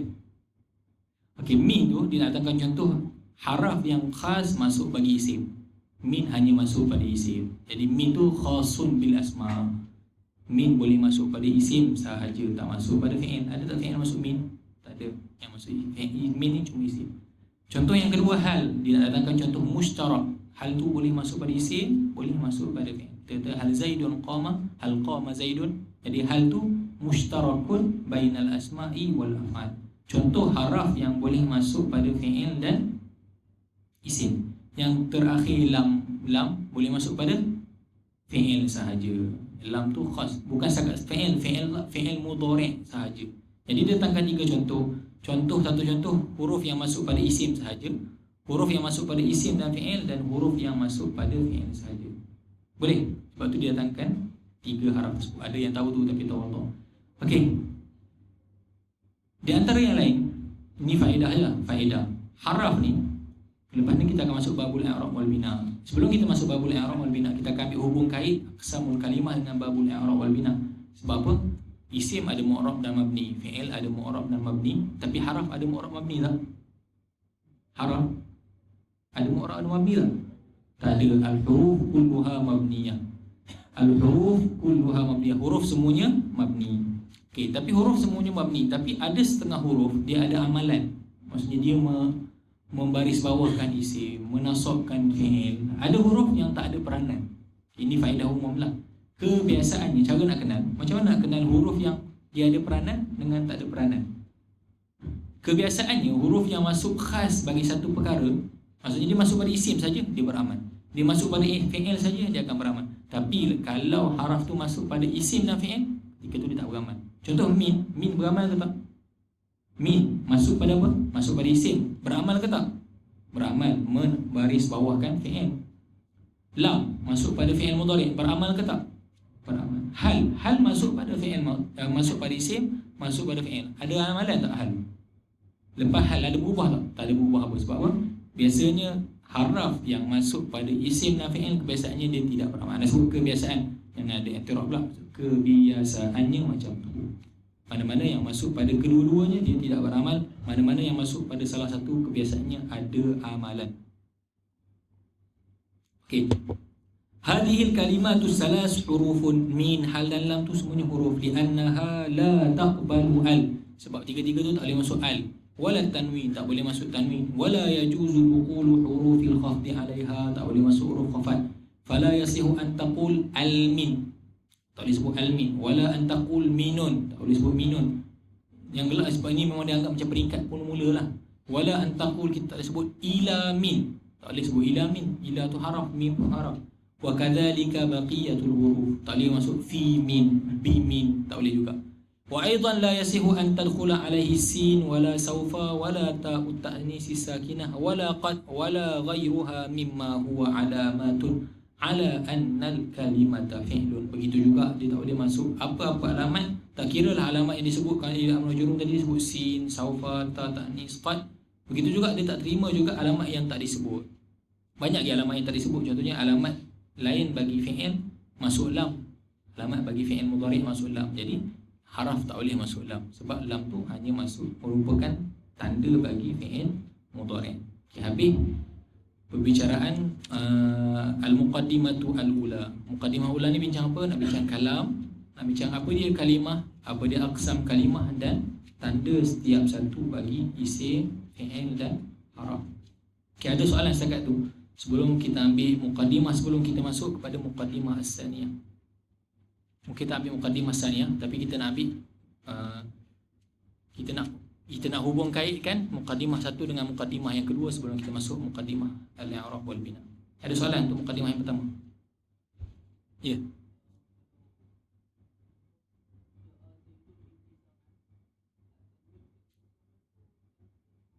Tamkin. Apa-apa maksudnya apa-apa yang isim biasa selagi dia bukan mabni dan dia bukan ismul ladzi la yansarif, tanwin yang ada pada dia adalah tanwin tamkin. Tak ada masalah. Tanwin tamkin tu tak menunjukkan ma'rifah atau nakirah. Dia hanya menunjukkan kukuhnya isim tersebut. Hanya menunjukkan isim tu adalah isim mutamakkin amkan. Tak ada apa-apa melihat sudut ma'rifah dan nakirah. Dia tak ada apa-apa sudut ma'rifah dan nakirah. Dia semata-mata nak tunjukkan isim tu bukan ismul ladzi la yansarif, bukan isim mabni. Ketika tu tanwin tamkin.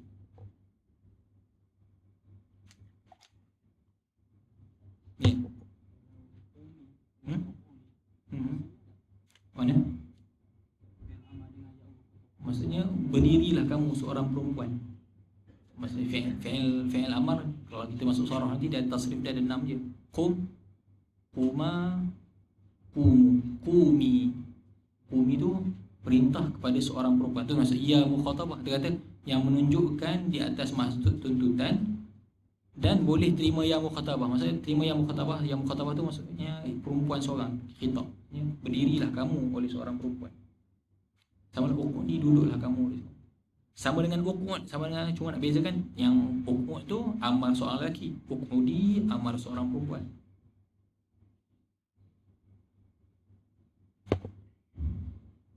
Tak ada soalan? Tak ada, kita ambil hubung kain untuk mukadimah satu dengan kedua. Betul tak ada? Boleh? Sebelum kita ambil insya-Allah mukadimah yang kalau kita nak masuk hari ni i'rab tak sempat. Sebelum kita masuk mukadimatul i'rab. Ada madam.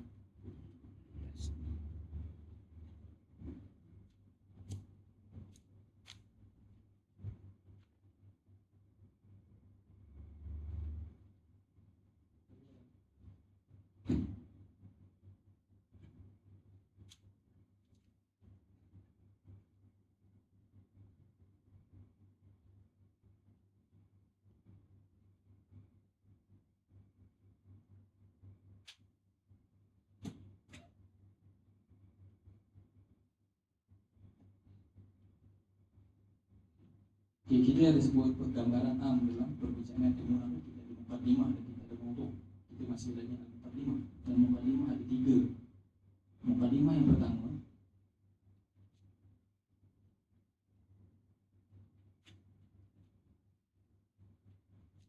al-kalam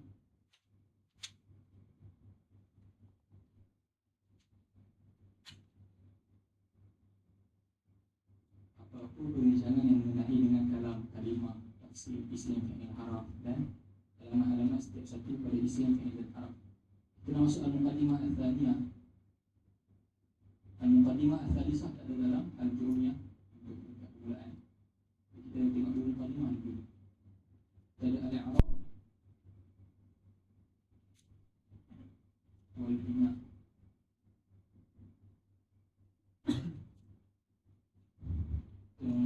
Pilih balik. Dan hatta al-bina ni pun tak didatangkan dalam kata jurumiyah, dia akan sebut al-i'rab. Okay. Sebelum minggu depan kita sambil babul i'rab, al-i'rab huwa taghyiru awaqil kalim bi ikhtilafil awamil sampai akhir. Sebab dia akan bawa berpanjang. Kita hanya bincang apa hubung kait mukadimah pertama sampai kepada mukadimah yang kedua. Okay. Dalam mukadimah yang pertama kita dah bincang asal kalimah.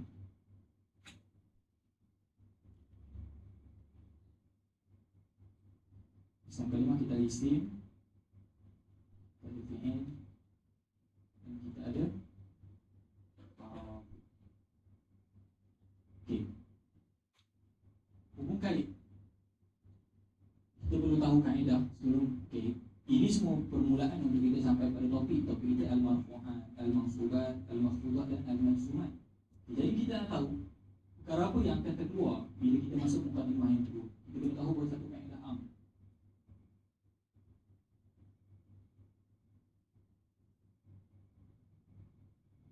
Nampak?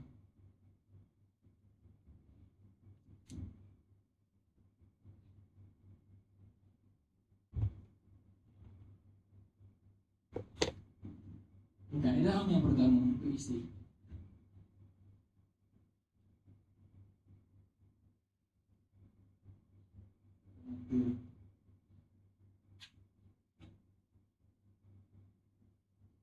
Al-aslu fi al-asma' al-i'rab.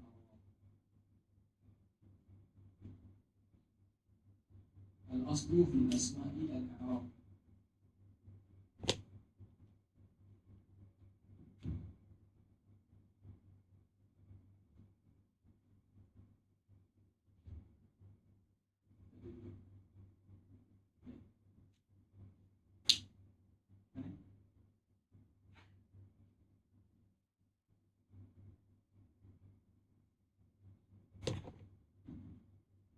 Untuk kaedah isim yang pertama, al-aslu fi al-asma'i al-i'rab. Asal bagi mana-mana isim dia berubah-ubah.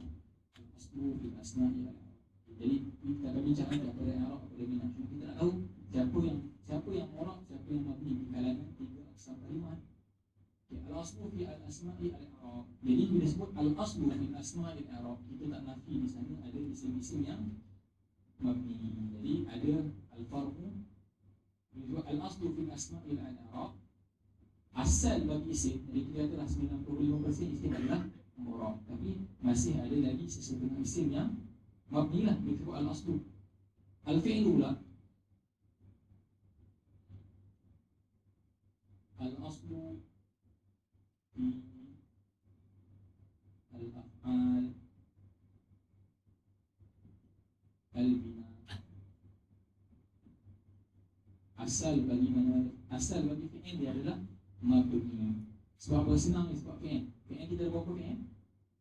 Madhi, mudhari' dan amar. Madhi mu'rab ke mabni? Fi'il madhi mabni. Fi'il amar mabni. Jadi yang tinggalnya fi'il mudhari'. Jadi dua lawan satu, buat yang dua lah. Jadi kata al-aslu fil af'ali al-bina. Asal bagi fi'il adalah mabni. Tapi ada juga fi'il yang mu'rab, fi'il mudhari'. Hatta fi'il mudhari' itu masih juga ada keadaan yang mabni.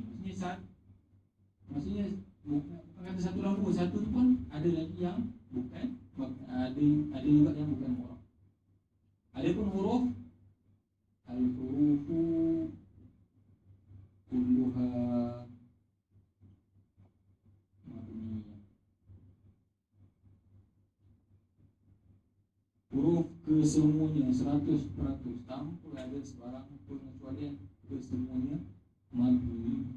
Jadi bila kita akan bincang dalam mukaddimah yang kedua, kalau kita bincang al-i'rabu, jadi yang kita akan bincangkan adalah siapa dari kalangan tiga tu? Isim dan fi'il. Isim atas jalan asal, fi'il atas jalan furuknya. Sebab fi'il asalnya mabni, tapi furuknya mu'rab. Asal bagi isim mu'rab, tapi furuknya mabni. Tapi bila kita sebut mabni, ada ketiga-tiga. Ada isim yang mabni, ada fi'il yang mabni, ada huruf yang mabni. Tapi dalam matan yang kita ada pada tangan kita, Al-Jurumiyah, kita ada babul bina, kita ada babul i'rab. Jadi bila kita masuk al-muqaddimah yang kedua, seolah-olah kita tak ada langsung lah perbahasan haraf. Haraf dah habis lah. Haraf lagi pun haraf tak nak bincang apa. Haraf pun dia tak ada wazifah. Kita nak bincang benda yang ada wazifah dalam ayat. Jadi dia hanya fokus pada babul i'rab, dan babul i'rab tu untuk isim dan fi'il. Jadi yang majoritinya adalah isim, fi'il tu sebahagian. Boleh?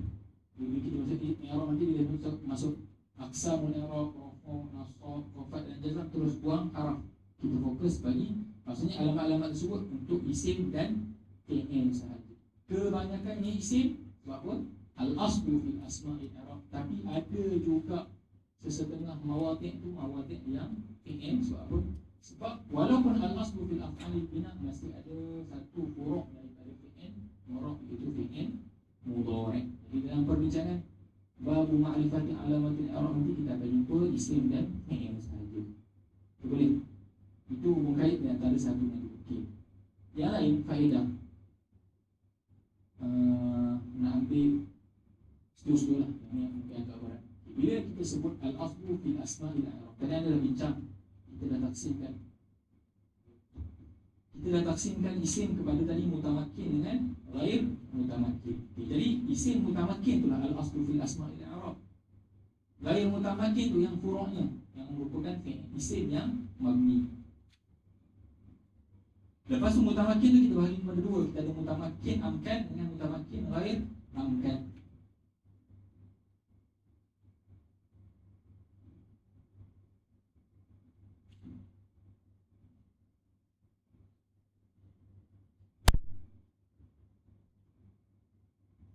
Okay, jadi asal bagi isim i'rab. Jadi kita hanya akan jumpa di kalangan isim yang mabni ni hanya segelintir saja. Contohnya isim dhamir, isim istifham, isim syarat, isim mawsul.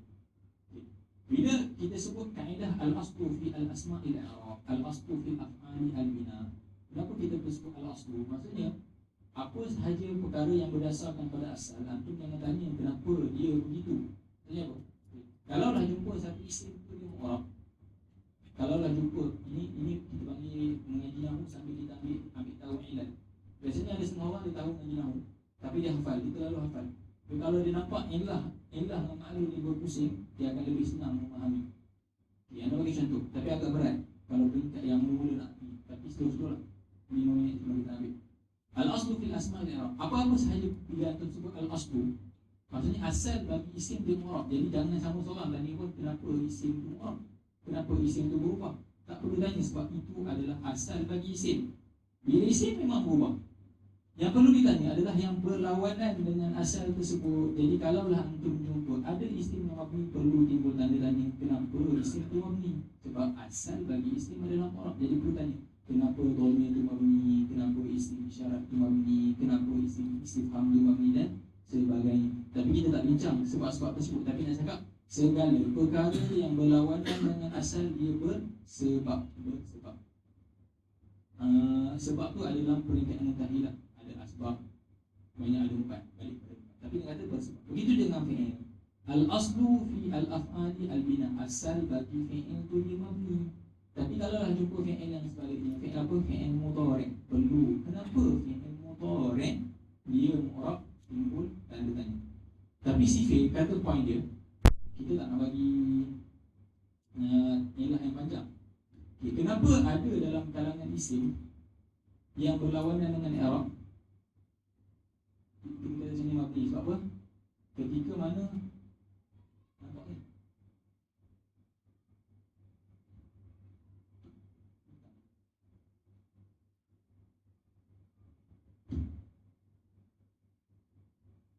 Okay. Kalau lah kita jumpa isim yang mabni, ketika tu sebab apa? Limusyabahatihi bil huruf. Nampak tak? Sekarang ya, asal bagi isim dia mu'rab. Asal bagi isim dia adalah mu'rab. Tapi kadang-kadang ada isim mabni. Kenapa ada isim mabni? Jangan peribad ni. Ambil satu poin je. Bila mana isim tersebut ada wajah persamaan dengan huruf. Ada wajah persamaan. Jangan fikir wajah persamaan itu sebab akan jadi sukar. Wajah persamaan itu apa bentuk dia? Diam. Tapi oleh kerana ada wajah persamaan dengan huruf, apa hukum huruf? Huruf semuanya mabni. Bila ada kesamaran, seolah-olah lah ini ialah malu. Seolah-olah nampak, ini huruf ke isim, huruf ke isim. Tapi ada maksud tersendiri, tapi macam huruf. Dan sekali bagi hukum huruf kepada isim tersebut, jadilah isim dari mabni. Contoh yang paling senang untuk persamaan huruf, contohnya tu lah, dhamir, tu. Kebiasaannya isim ni paling kurang ada 2 huruf, 3 huruf. Nak jadi isim ni mesti ada 3 huruf. Tiga tu ni dhamir, tapi 1 huruf, huruf ta je. Jadi kebiasaannya benda yang 1 huruf ni isim. Jadi berlaku persamaran isim ke huruf. Oleh kerana persamaan 1 huruf tersebut bersamaan dengan huruf, jadi isim tadi mabni. Sebab tu dhamir mabni. Itu di antara contoh. Boleh? Fi'il pula asalnya mabni, tetapi kenapa fi'il mudhari' boleh jadi mu'rab? Kalau ketika mana jumpa fi'il mu'rab, sebab apa? Limusyabahatihi bi al-ismi. Sebab yang ambil hukum i'rab siapa? Isim. Oleh kerana ada di antara kalangan fi'il mudhari' yang hampir sama dengan isim, iaitu fi'il mudhari'. Oleh kerana sebab itulah fi'il mudhari' mu'rab. Patutnya fi'il semuanya, contoh lagi tu fi'il semuanya asalnya mabni. Tapi kenapa fi'il mudhari' mu'rab? Kerana ada wajah persamaan isim. Apa hukum asal bagi isim? Al-i'rab. Jadi dia ambil hukum isim lalu fi'il tadi mu'rab. Itu di antara faedah yang boleh kongsi lah sebelum kita masuk al-muqaddimah asalnya. Dia ada panjang lagi tapi benda tu akan datang juga dalam kita masuk dalam bab i'rab. Nak katakan benda ni berleka, ilah maksudnya bukan suka-suka je dia letakkan hukum tu mu'rab mabni tak, tapi ada sebab. Contoh dia kata fi'il mudhari' tu sebab sama dengan isim, ketika tu dia mu'rab. Tapi kalaulah ada dalil yang membuktikan hilang persamaan dengan isim, dia akan kembali mabni. Sebab tu ada kejap mu'rab, kejap mabni, kejap mu'rab. Sebab ada sebab-sebab dia. Tapi ingat poin tadi, kalau isim asalnya mu'rab, kenapa isim mabni? Sebab ada wajah persamaan dengan huruf. Fi'il pula asalnya bina, kenapa ada yang mu'rab? Sebab ada wajah persamaan dengan isim. Adapun huruf tidak ada perbincangan, kesemuanya mabni. InsyaAllah nanti kita akan sambung bab al-i'rab dan al-bina. Bina kita akan bincang ta'alif dia saja tanpa kita bincangkan banyak ribah.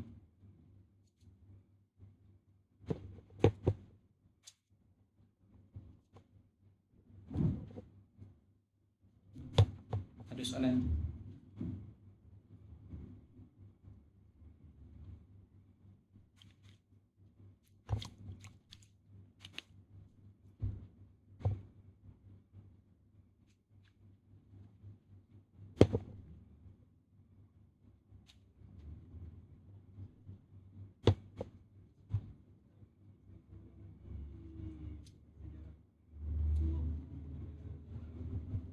Atwar tu kan?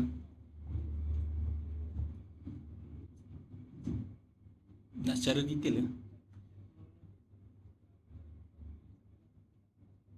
Oh, yang hari tu ke? Maka pun tak hidup Boleh? Okey ke ni? 11.30 tak apa. Ikutlah macam mana.